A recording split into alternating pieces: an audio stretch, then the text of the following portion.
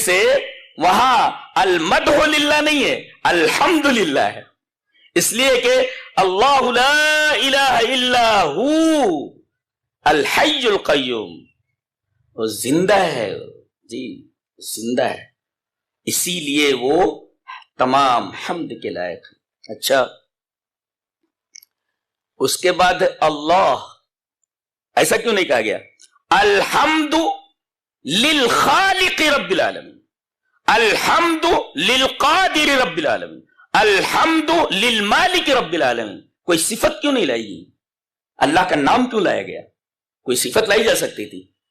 حتی لا یتوہم انہ استحق الحمد بہذہ الصفت فقط، اس لیے کوئی صفت نہیں لائی گئی کہ یہ وہم پیدا نہ ہو کہ اللہ اس صفت کی وجہ سے ہی مستحق حمد ہے، نہیں، بِأَنَّهُ اللہ، اس لیے کہ وہ اللہ ہے، اس وجہ سے وہ مستحق حمد ہے۔ اگر یہ کہہ دیا جاتا کہ وہ خالق ہے اس وجہ سے مستحق حمد ہے،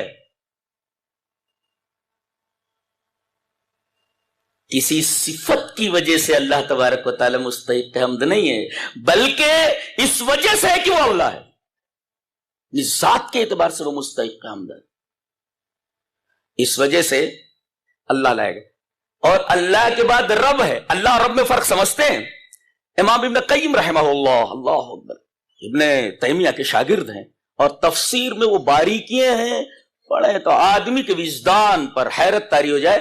کہتے ہیں کہ الالہیت ما ہی فرقتہم والربوبیت جماعتہم، کہ الہیت کے اندر تفریق ہے اور ربوبیت کے اندر جمع ہے۔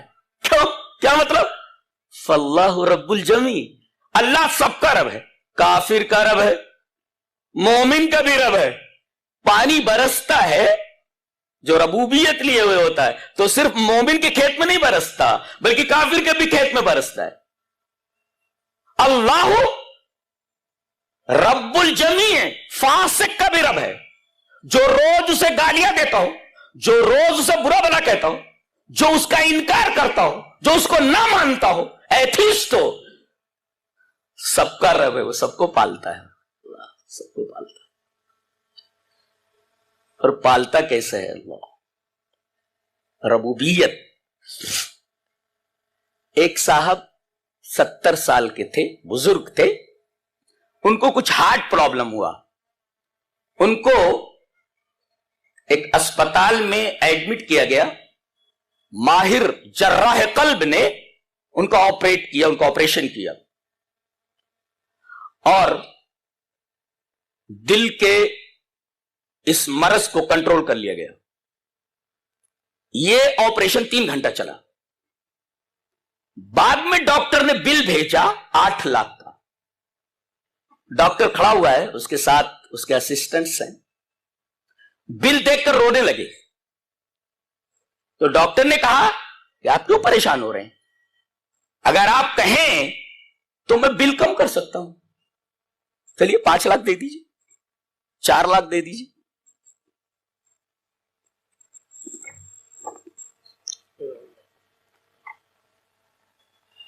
تو کہنے لگے ڈاکٹر صاحب میں اس وجہ سے نہیں رو رہا ہوں کہ آپ نے 8 لاکھ کا بل بھیجا ہے، میں 10 لاکھ بھی دے سکتا ہوں، میں یہ سوچ رہا ہوں کہ 70 سال تک میرے رب نے میرے دل کی حفاظت فرمائی، ایک دفعہ بھی بل نہیں بھیجا، ایک دفعہ بھی بل بھیجا۔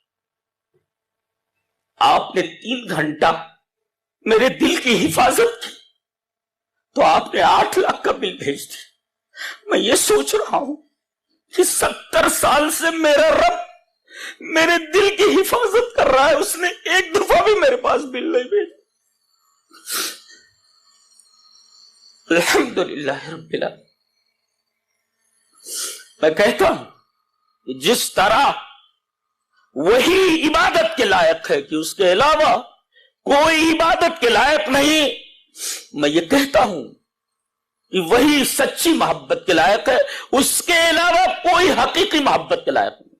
یہی بات کہی گئی ہے وَالَّذِينَ آمَنُوا أَشَدُّ حُبًّا لِلَّهِ، مومن تو سب سے زیادہ اللہ سے محبت کرتا.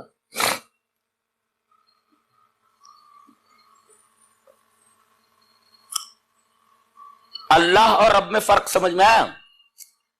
رب جو ہے سب کا ہے، اور اس بات کو تو مشرکین مکہ بھی مانتے تھے.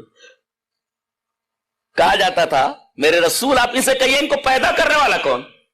بولے اللہ. بولے پالنے والا کون؟ بولے اللہ. مالک کون؟ بولے اللہ. مدبر کون؟ بولے اللہ. تو اللہ رب الجمیع ہے، اللہ سب کا رب ہے، یہ جمع کر دیتا ہے. ولیکن اللہ الہ فرقتہم، لیکن وہ معبود ہے صرف اور صرف مومنوں کا. کافر نکل گئے تو گویا الہیت نے تفریق کی، ربوبیت نے جمع کر دیا تھا. ربوبیت نے جس کو جمع کر دیا تھا، الہ نے آ کر کے الگ کر دیا. اللہ آپ الگ ہیں ان سے جو ربوبیت میں ہمارے ساتھ جمع ہیں، مگر اللہ کو الہ ماننے میں، معبود ماننے میں کہ وہی عبادت کے لائق ہے، ہم سے الگ ہو گئے ہو. تو رب نے جمع کر دیا تھا ہم کو ان کے ساتھ، لیکن الہ نے ہم کو ان سے الگ کر دیا، ہم ان سے بالکل الگ ہیں. جی اس وجہ سے اللہ کے بعد رب لایا گیا. کوئی پوچھے کہ ما ہوا الرب، ما ہوا تعریف الرب، رب کسے کہتے، what is the definition of رب؟ تو جواب میں کہے مجتمع فی ثلاثۃ اوصاف، جس کے اندر 3 صفتیں ہوں وہ رب. کون؟ الملک، مالک لکل شیء، ہر چیز کا مالک. جی الخلق، خالق کل شیء، تمام چیزوں کا پیدا کرنے والا. اور التدبیر، المدبر لجمیع الامور. تو اگر یہ 3 چیزیں کسی ذات کے اندر جمع ہوں، ملک، خلق اور تدبیر، یہ 3 چیزیں جس کے اندر جمع ہوں، وہ خالق ہو، مالک ہو اور مدبر ہو، ان 3 چیزوں کا اجتماع جس ذات کے اندر ہو، دیٹ از کالڈ رب. مجتمع فیہ ثلاثۃ اوصاف هو الرب، جس کے اندر 3 صفتیں موجود، اسے رب کہا جاتا ہے. اور یہ تینوں صفتیں ہمارے رب میں موجود ہیں. جی اچھا وہ رب کس کا ہے؟ اگر رب العالمین کا، عالمین کا، یہ کیوں نہیں کہہ دیا گیا الحمدللہ رب الخلق؟ مخلوق کا رب ہے ایسا کہہ دیا جاتا ہے؟ لا، نہیں کہا گیا. اس لیے کہ پوچھا جاتا، اب سوال پیدا ہوتا کہ مخلوق کون؟ بولے عالمین. بات وہی آ جاتی. خلق کون، مخلوق کون؟ بولے عالمین.